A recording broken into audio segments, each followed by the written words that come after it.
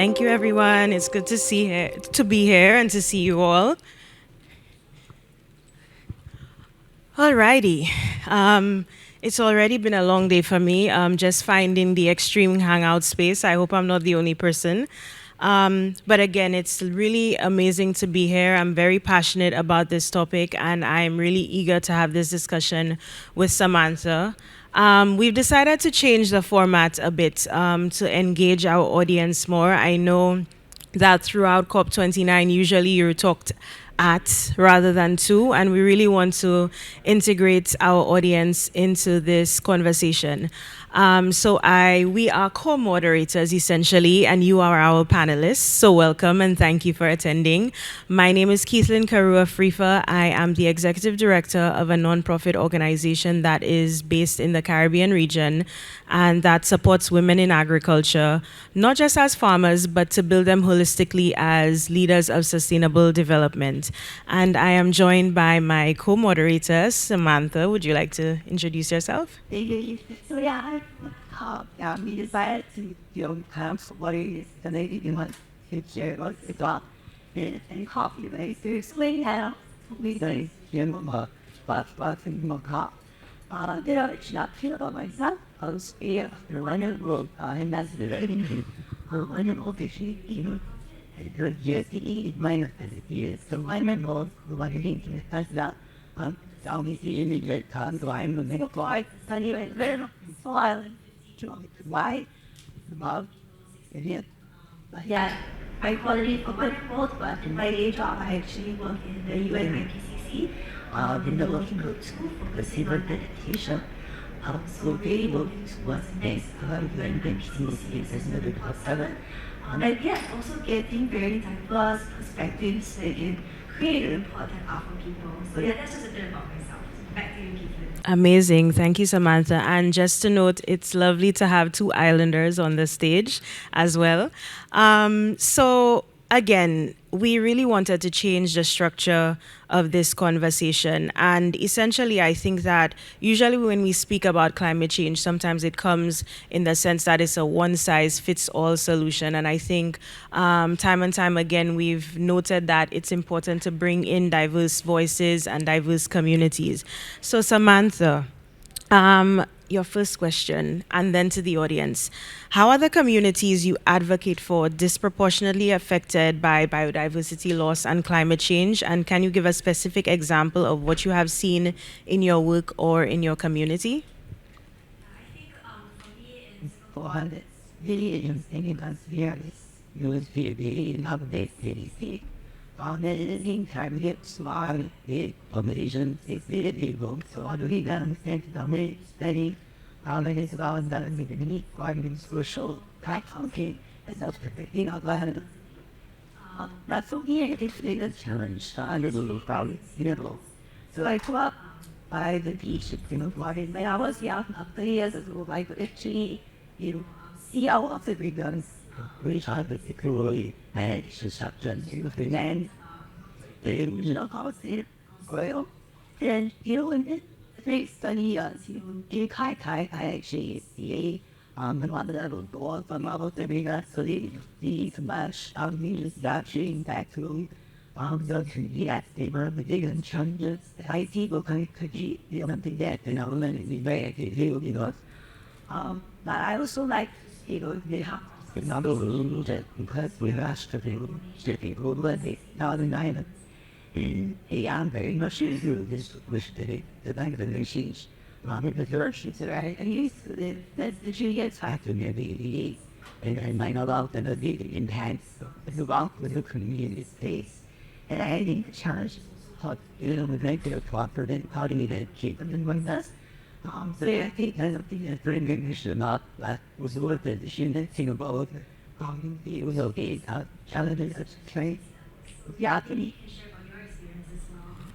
No, absolutely. I love, again, having two islanders because I think usually being from the Caribbean, Asia Pacific, and so forth, you just have these examples right in front of you. So, for example, as you mentioned with typhoons in the Caribbean, we just had Hurricane Beryl a few months ago, and typically we would expect hurricanes maybe 2 3 months into the hurricane season, but this was the first month. It devastated countries like Grenada, and also some other Grenadines were completely obliterated. And what we've been noticing in the Caribbean is that while we are a resilient people and accustomed to sort of hurricane seasons, we've noticed that the storms are getting more and more adverse, and essentially creating climate refugees in a sense. And as you mentioned, it's about really trying to aggregate support, but also trying to tie in policy with real life. We talk about the loss and damage fund, but again, when will that be activated? We mentioned years like 2027, 2028, but what would happen in those 2 to 3 years between the activation of that fund? So, no, I would love to hear from the audience as well if there are any persons who have seen any effects or change as a result of climate change in their own countries. We've given the Asia Pacific and the Caribbean. Does anybody else want to share? Amazing. Is a neighbor from it. That would be great. Why we see that, and I'm from Pakistan, more specifically the northern areas of Pakistan. And the reason why I participated in the summit, and also I've been very briefly participated because how I've personally seen the impact, the adverse impact of climate change in my life. If you know, like outside of the polar regions, Pakistan is home to the largest number of glaciers. My town is basically next to two glaciers, and in the recent 5 to 6 years, the glaciers are gradually not towards my town. And in last year, actually, what happened is like in winters, under the glacier, the water actually there's an artificial lakes formed in summer because of the high temperature, especially and like it outbursts, and these leads to like floods and everything. And because of the high floods last year, a lot of people lost their houses. Luckily, no lives were lost, but a lot of people lost their houses that they have built over the years. A lot of hard work. Some of the houses were passed on from their families. So this is something I've seen personally. The people that I care about have experienced all those things. And when I think about how my community gets impacted by climate change, it's very small impact. We still live in a very traditional way of life. There are no industries that are developing. Our practices are very like old traditional practices that have very little impact on climate change. But now the people in Washington they have the only solution that is to displace to other regions. And what we can do is basically continue our practices, but still we are being affected by like the impact that is the global impact based from the big economies that has led to the rise of temperature. So this is something that I really hear about because it's personal. That I really wanted to share this with people because again in the media, like front media, there's very little stories. So I feel like this is a personal experience that I share it. It matters because it is a diverse voice. It is needed to be heard by people so that there can be some action, especially towards the community that can the least, but yet they're being impacted the most in the world and like more like directly. So yeah. Thank you. Thank you so much for that. Is there anyone else who would like to share? Yes. Yeah. I am about my dad region. My dad region, my dad child, my child, and I always liked it. Little bit time, like last year because of climate change, there are like less like this greater change that get more so difficult of water, and now I see a serious problem.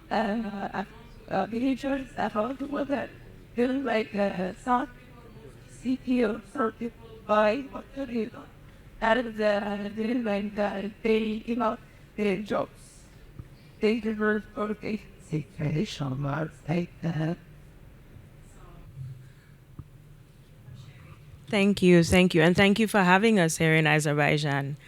So I just want all of you to notice that within almost 15 minutes, we saw different scenarios of how climate change and obviously the loss of diversity in four completely different regions as well, which is important. Why, again, there is not a one size fits all solution, and that, again, we continue to have different voices, different regions representing. So I'm going to sort of shift gears slightly to a demographic that I care quite a bit about, which is women. And the men in here, we all consider you male allies, so please feel free to be included. But Samantha, so in which ways do women play an integral role in protecting biodiversity and climate action, and why should they be considered as allies in the decision making process? That's a tough question because I feel like when the miller it's late enough to end up in a blood feeling. Maybe it's a competency and already and you know and of even not just offset the goal of the so equality is still to me something that something that you really want to I guess the way back to your question on the law is really hanging out easy and much intention way I hope it comes off by the daily intention of the bar. The man handed woman doesn't need a body. But to be honest, I started off this question as it become a lot of things you use. I didn't know when it's even and more than the time. So the action turned that this person like it being up when you look at me there. Coming back to someone to get not sorry after this very yeah. But I need to like it's yeah the time that is about me. You see nothing. So for us in the Caribbean, I think yes, you do see a presence of women, definitely in professional careers, but then obviously in what is deemed men's work, and one of them is agriculture. You usually find that women are under acknowledged and under supported for their actions. When I came into the role as executive director, I found that women were essentially in the history of agriculture in the Caribbean region almost not acknowledged or mentioned at all. And in countries like my own, like St. Lucia, where they're banana producing countries, what you noticed was that men who went into monoculturism, and women were actually the ones who were saying, no, we need to have grow multiple types of crops and so forth without them really noticing it. Also, very early on, we noticed that women were actually pioneering not only diversity and crop diversification, but also conservation as well. And I think sometimes it's that indigenous knowledge that we need to try to tie into policy, and also try to pull in those indigenous actors also into spaces like this as well.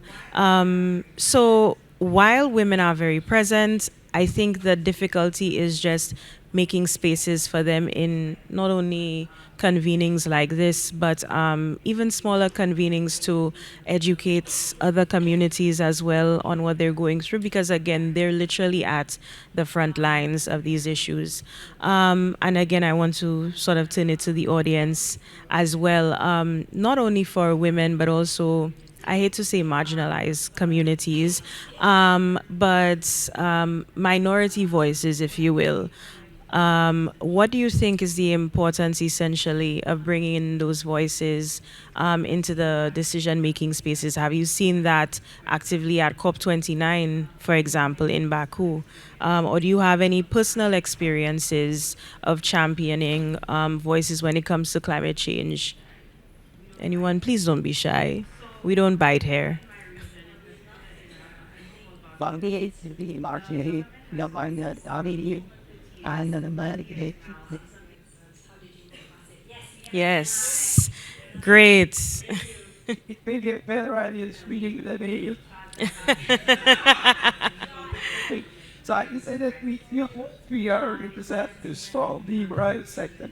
You get yeah, Turkey, our newest thing is Turkey. So, in the private sector, what I can say is doctors for the huge companies, schools, for a decade and even more, the country and groups invest in a lot to align the gap between the male and female in the workforce. However, I know that many companies in Turkey are trying to do that, but um, I cannot compare this with the governmental entities. I'm not an expert, but do you believe maybe that may be a question from me to the audience, to yourself as well? Do you think the most important that private sector or the governmental institutions or NGOs that cross this should be, they full better your great level? But I'm not sure which one the most effective one. I love that we're getting a question from the audience. Thank you so much. And that is a really great question. So in my region, in particular in a country called Barbados, the government has created for over 30 years now something called a social partnership, which is almost essentially like a triangle, balance in a way, that balances a relationship with NGOs, with government, and with the private sector. In my opinion, it cannot work any other way. I don't think, yes, NGOs do have their space, private sector has their space, and also governments cannot do everything. Even in my work with women in agriculture, we have a partnership with a private entity, Hotel Chocolat, essentially in ensuring that more women are coming into the agricultural sphere and are also cocoa producers and receiving a premium price. So the more that we can try to align private sector along with NGOs and with governments as well, I think it's a win-win solution. I don't know what your thoughts are, Samantha. They land on the media that the most and I should hey, you really about that intention that that I guess most blood had done post within the getting very much. Why I absolutely appreciate how it was my head of it and done. What I could be that if you could find and I'm intended to be the needed. So I got back his mom got and he hard last challenge it. So the night baby the dog man attacked the life is very simple and finally it doesn't matter you know the life is that you need no matter what the motion and blue and the other very issue. Right? Here I should know another one. So at least two patients that I really up had a good life and working in English. Today that is to help provide things like your skills and to learn without an testimony to Hindu. So he has that. But it's a bit I would say break on the thing that's doing it. You know, look at I night. He unload a lot of the countries and county. Yeah, yeah, when I heard the right and you wonder what he had child care and people. He had the kid right and I had some vision and his you he should he one day that for my he's trying that is me actually is that you hey mà thì họ thì quân nhân thì cái bắt em cái tình trạng cái nên thì cái bản thân ai được thì hầu tao đó thì có thể có cái này có cái gì so the speed out one and they go go and hey you might and it's right but what they can do to that so that thì thì này cái nào cái nào cái này nó làm vậy nó yeah you ever Indeed. No, thank you. And I love that, Samantha, just touching on what you mentioned, bringing in different experiences. even just recently after Hurricane Beryl, one of the solutions that came out in a closed session with ministers of agriculture and women farmers was the need for psychosocial support after a hurricane or a climate related disaster. Oftentimes we think of physical damage, but we don't think of the toll it takes on mental health. And similar to your scenario, your example of bringing in childcare services, women were like, look, we really need help mentally we need somebody to talk to after going through these things. And again, it's all about perspectives. So I don't know if there's anyone else from the audience who'd like to contribute. One? Oh, I thought he did. We did? Please don't be shy. Don't be shy. Exactly. I was the lens and the radio free. The real count project. He got out of like, I mean, there's a big block of wood in it. And if you let it in, it'll be good. It's correct. Then he did it for you who could put in the clothing and they were being the the he had lotion. He heard of that.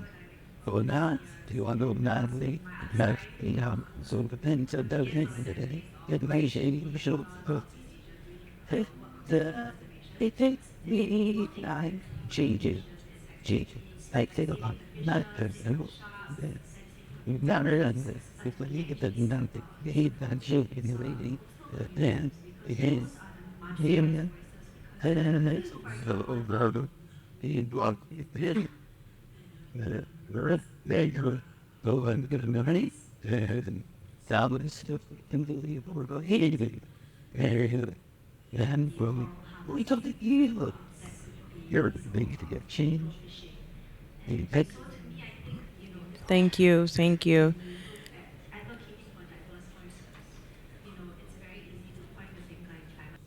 at least that they gone to the end of the meeting funny. Third day talking what she did inside on the side day. Then the lady that's biggest line you right into the way. Many little cat and he face So essentially, as you've mentioned, we've kind of gone from climate action to mental health to a myriad of topics. And again, I just wanted to ask about the unique experiences and lives of the groups you advocate for, how they inform climate action and biodiversity conservation for the better. Bobby come up, neither you all right. I know that she exists, but I don't care. I with me yet. And the band like on the media on the I think you on the media the media radiation. And the body is the radiation to like hey this shot of people well that's crazy. That's why he the solar energy see us going on my I not like yeah no man too like me the passionate he will make you long job heard of and he has to like nothing said on me that he did lobby I could be calling company back to the deal and it was the anti deal it all the people said I don't such the men when he always very he's a company type fashion he like they usually do this his mom because was good he got really some percent that's what he meant she thought it they to she had her no other place because we months ago you got she made my and commanded with her for me in not mind to take out to me the house so he just works with you and oh, yeah, something that I am very sure for the generation, but rather than not, maybe a thing it was a lot. They should make a great judges and you shouldn't think you belong us. So last up, I would like to actually be gotten down the micro grads, but the highs, but and what was the line here? and the ancient non the back to it, the sun is a shake. He is to one of my sleep at what happening. Now, but there's a compete in child the lean of body, how the count of legs so late. He's a lot like the heat, what is it? So, fish, right? Shit, the fish, like, you can mount to the disk, go to the mountain. Mountain, get a portion, get a motor with the basement. Yeah. But even help John to condition. So that's why I saw how the high heat about was her cooking heat and that is jersey. And I think the other thing they got slowly over the community. He's a usually put the other line because the off the money and how it and I wasn't done it to get decision and the let off the guys For me in particular, I think that almost our women farmers are essentially our compass in what we do.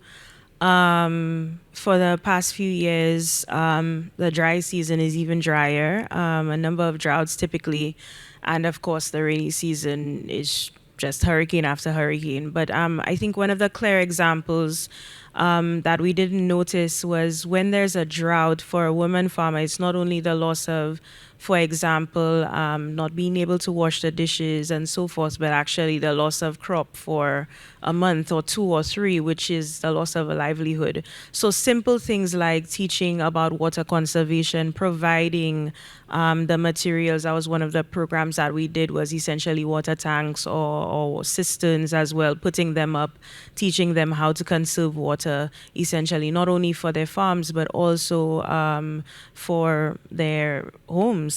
And even, like, you can see the how the far-reaching efforts of that. There was one example where there was one of our women farmers had to go to a very far lengths to get access to a river for her farm, and essentially put herself in danger of almost getting, sexually harassed by someone along the way. And these are the things that we don't realize, the repercussions of climate action, and the areas that it can touch in our lives and in the communities that we work for. No, hearing that we have private sector participants here as well, I would love to hear not only from obviously the UN and NGOs, but the private sector and any other entities, any of the personal stories, professional stories that have inspired climate action or caused you to advocate for climate action in your communities.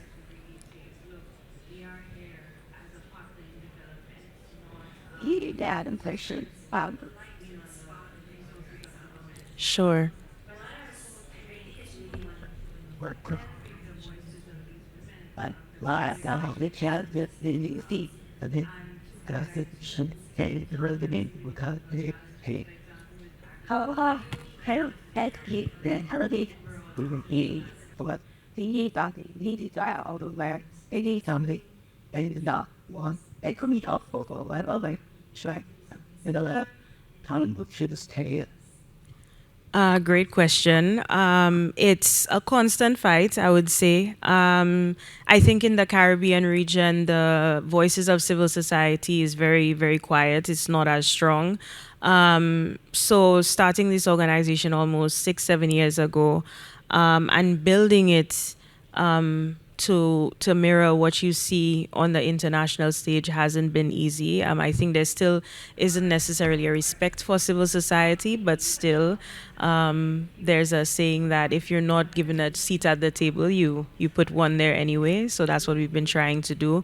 I think one of our wins has been working with private sector, and also showing governments that we are an organization that you can lean into, that we essentially 98% of our funding comes from outside of the Caribbean, from private funders, foundations, and so forth. And what we're trying to really say is, look, we are here as a partner in development, not trying to wean on the resources of governments, but also to elevate the voices of these women, the story that I gave you, and so forth, and to highlight to some of the really, really difficult challenges. For example, with agriculture, I'm sure not just in the Caribbean, but overall, access to land and access to finance is one of the biggest issues.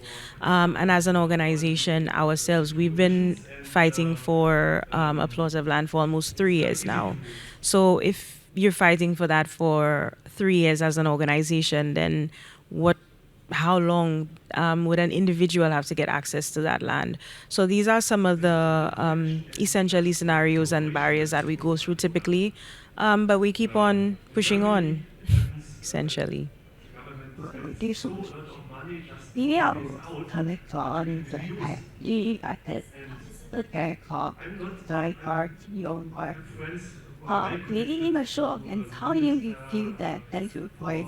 Well, I don't usually think out of it, you feel it, thinking, but no, would you follow a penny? Your leadership, thinking about it is, just you feel the act, how you literally are, I said, really like to share like why I do not really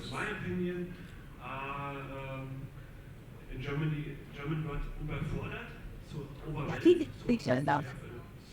Thank you. I'm Thomas from Germany. It's Festival Initiative. Und nur diese Wohlpflanzen, wie die mit Storno, Wohlpflanz, plus electricity, is responsible for part of one's supervision, and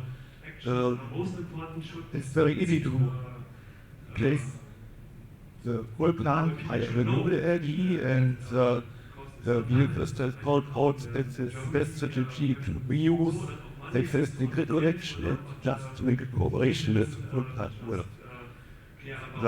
In Germany, it happens that the government sends so lot of money just for these out that you can reuse.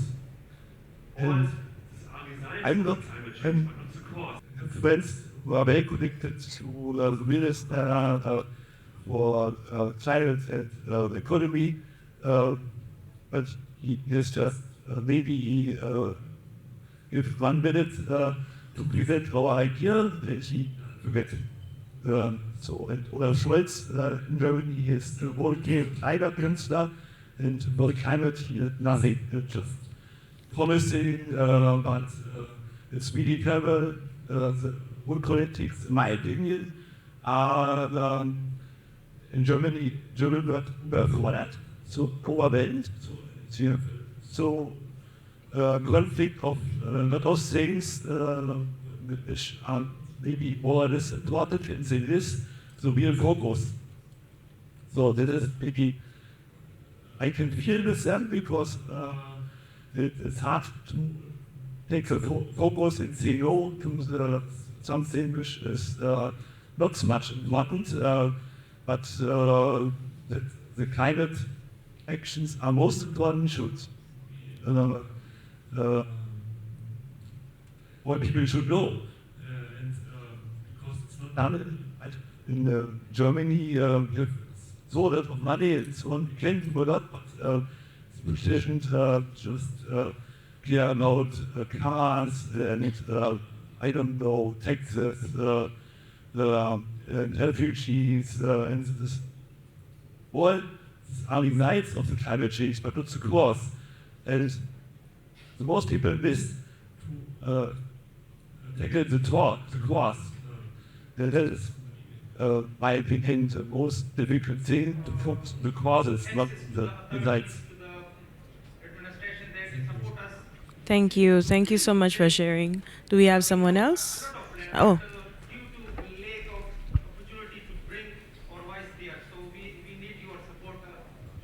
Hello, everyone. I'm a lucky man who is participating. Actually, my name is Dr. Sheriar. I'm from Pakistan and I live in Kingdom of Bahrain. Uh, Unluckily, we are always we together and we acknowledge the people. How we will change the climate and how we will bring the greenery and friendly environment. But due to our leadership and administrative and government authority, I have an example. In around 35 square kilometer, we have decided our community. I belong to the Yusufzai community from Pakistan. So they decided if any person he or she built the house as 100 square feet area, she must be have green area with the 70%, and it will be imposed to everyone.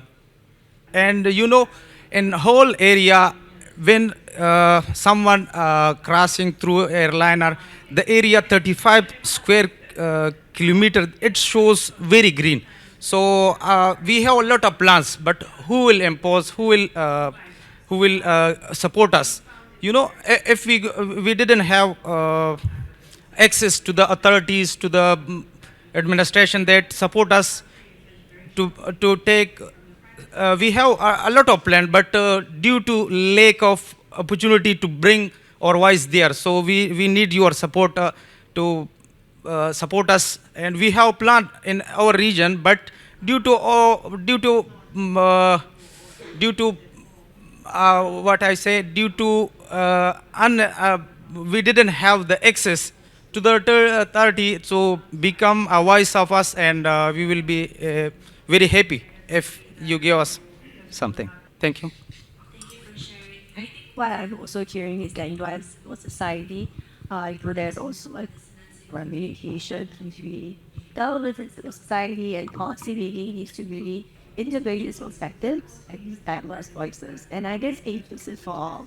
Have you seen that in any of your in your work? How you can see government voices being the good policy making. Thank you, Samantha. And honestly, the two audience members and their stories, it really resonated with me. Um, One of the things that I've learned while heading Helen's Daughters is the concept of institutional bypass. Um, in a very short way, sometimes when there are chinks in the system, when there are issues in the system, you bypass.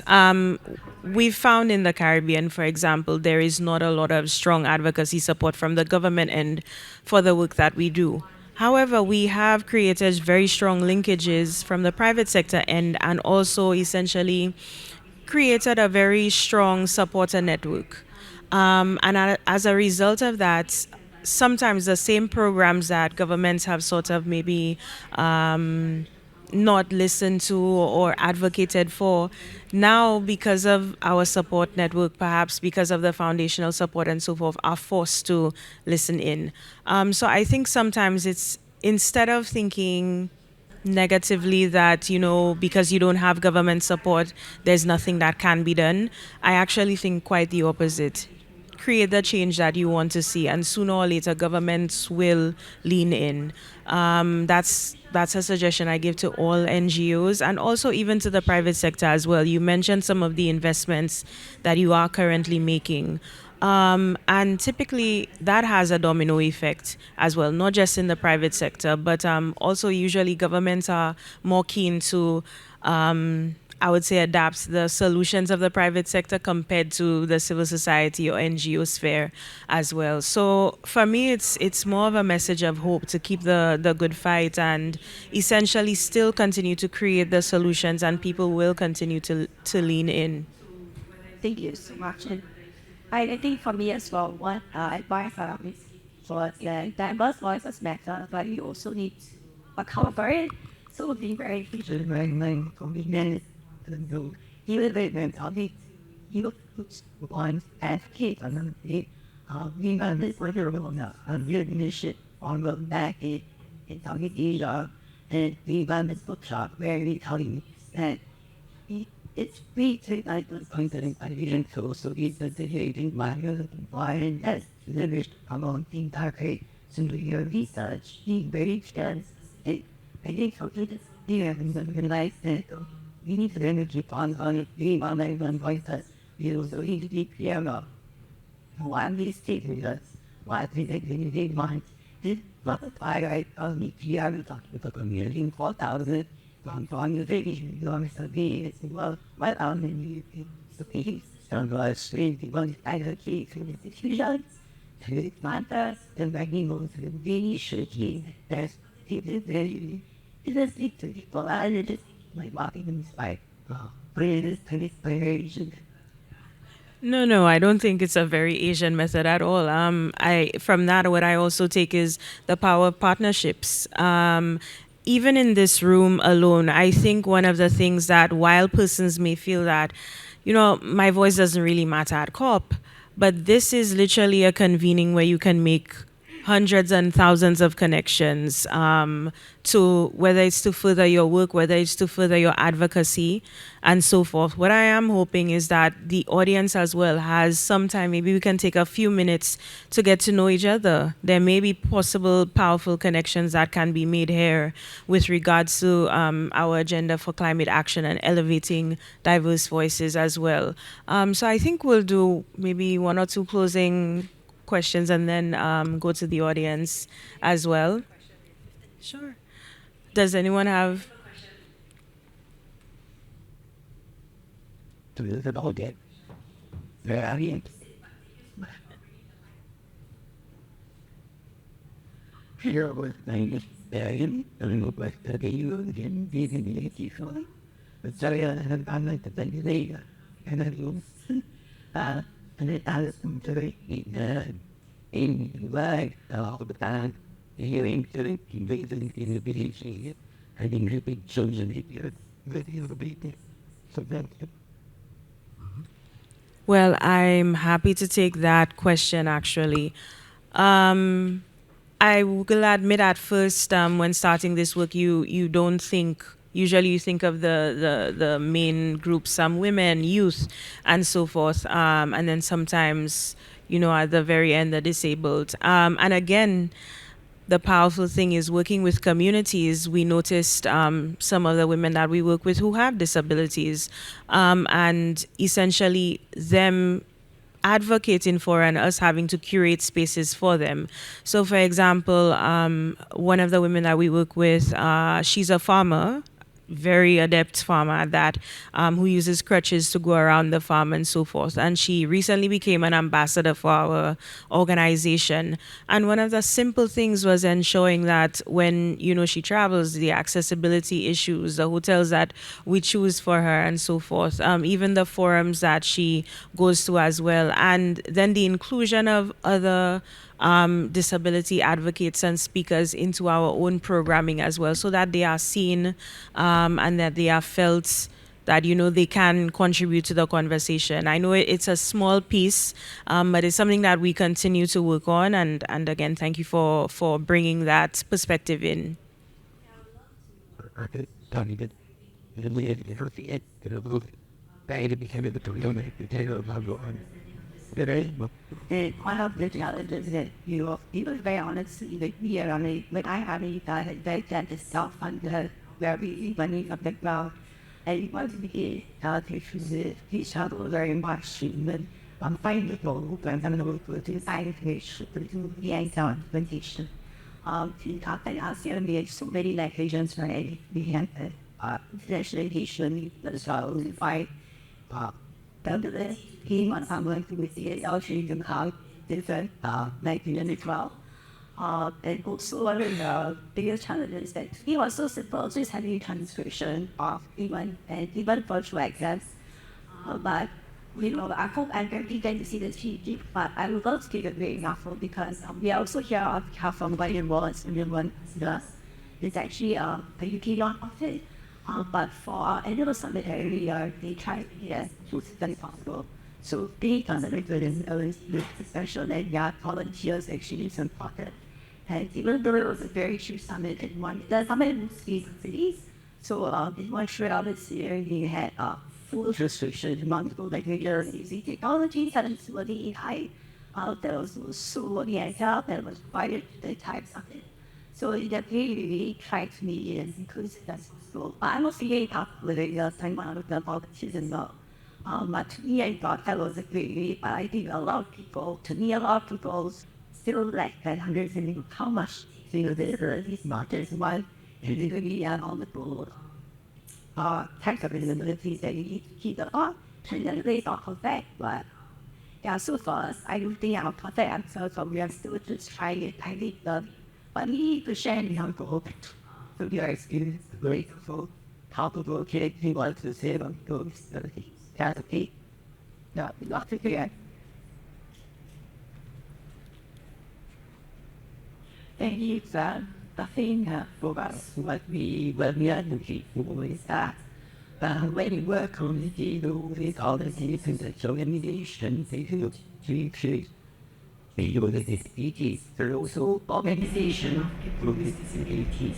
So there's people that is organization that is being led by people with disabilities. So we are talking for people with disability. They are leading the discussions, they're sitting at the table. And so in this event, it's been very difficult for us to being heard. We've been advocating to also have a disability focus, which the UNFCCC is not very to recognize yet. And I think if that's something you could also help us advocate for at the same level that we have one for gender or youth or etc. That will help to bring everybody to TV. Thank you for that, and truly thank you for bringing in another diverse voice to this forum. Considering that we have about 10 minutes left, again, we said that we wanted to really integrate the audience into this. So I really wanted to sort of circle back again on the title of this in terms of diverse perspectives, and I wanted us collectively to think of a time when diverse voices, diverse perspectives helped us to solve a problem. Particularly, I mean, ideally it would be in climate action, but if it's not, that's also fine. But we're going to give you about 30 seconds. It shouldn't be too far from mind of a time when a diverse voice or perspective allowed you to craft a solution or action. And this is for our audience members. Yes, this session comes with homework. Yes, 30 seconds.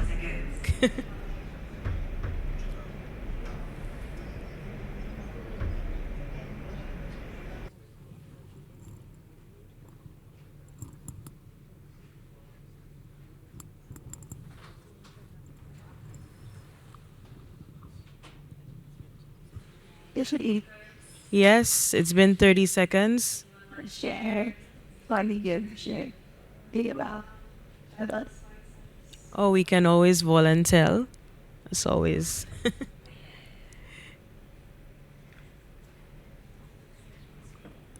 I know you want to say something. I feel like I can see you wanting to say something. No? I'm not knowing the same of some I don't Just one or two persons?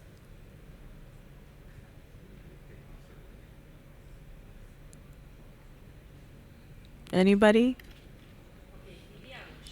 Okay. I didn't think of an example yet. I was thinking that the audience would give me some time. Share. Okay, and then I'll go. so okay, cool. I'm actually the television and told me all the stuff me. They are so interesting because I was in this very small town cottage called okay, the world not city. It's very famous place. I got the film shop in the Philippines. Yeah, so I went there. So, and I thought to be because it's in the 13, they used to have the film shop. They got it. Then all that stuff one and talking young. In addition to that film shop, they actually entered it eventually the little shop after the this Chinese town. There's I did talk because from the Philippine town that I really got this story and it's a very strong tradition.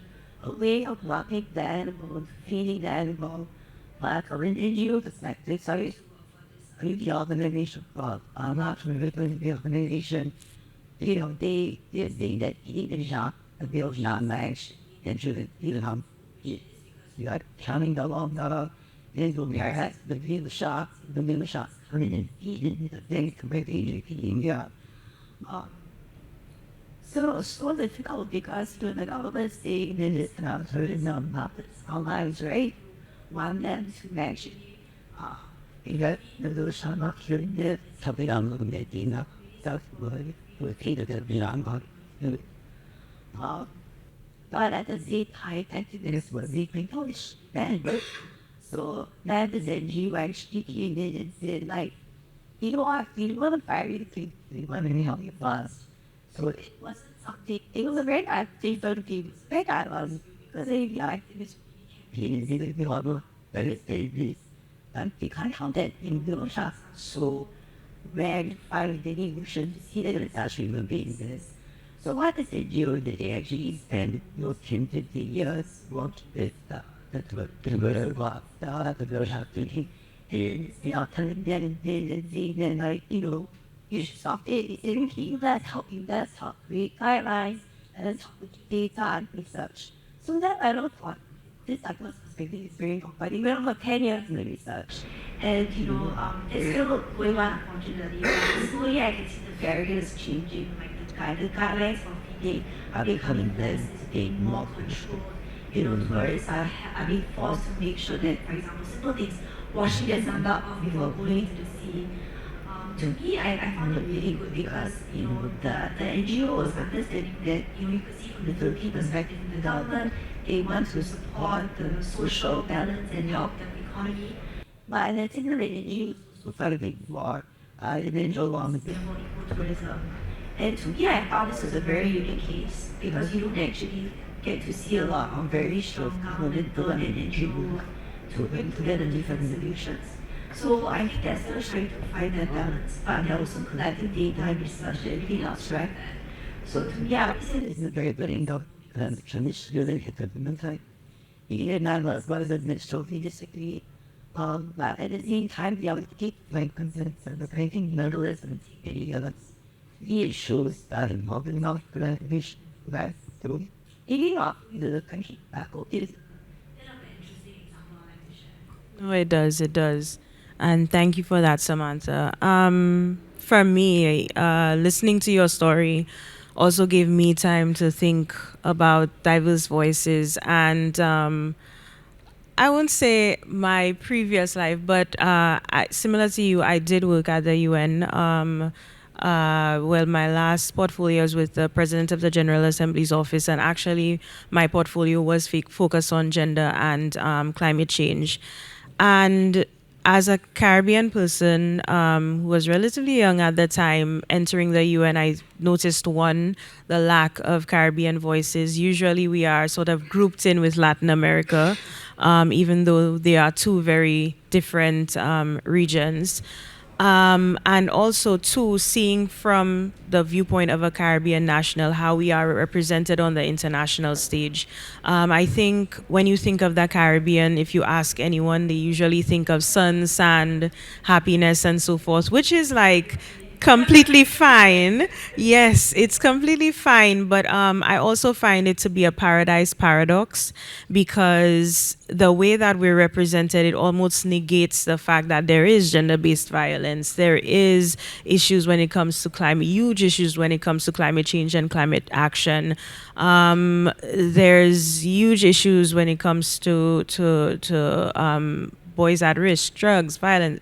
I mean, you can run the gamut of these things. And I think sometimes what we have done is by the perspectives that we have given by sort of like creating this narrative of paradise has almost sort of, in a sense, placed an invisible obstacle in terms of the needs and the issues that we have. So, for example, with the Caribbean, as a result of that narrative, we've been classed as middle income countries, which, yes, it is true in a sense, but however, when you can't necessarily be a middle income country and then be reeling after the effects of a hurricane. which happens on an annual basis. So I think that was one perspective, seeing essentially on an international stage how the Caribbean is represented and the issues there, and also realizing that we have a relatively very weak civil society voice when it comes to women, when it comes to climate change, and of course something that's close to home, agriculture.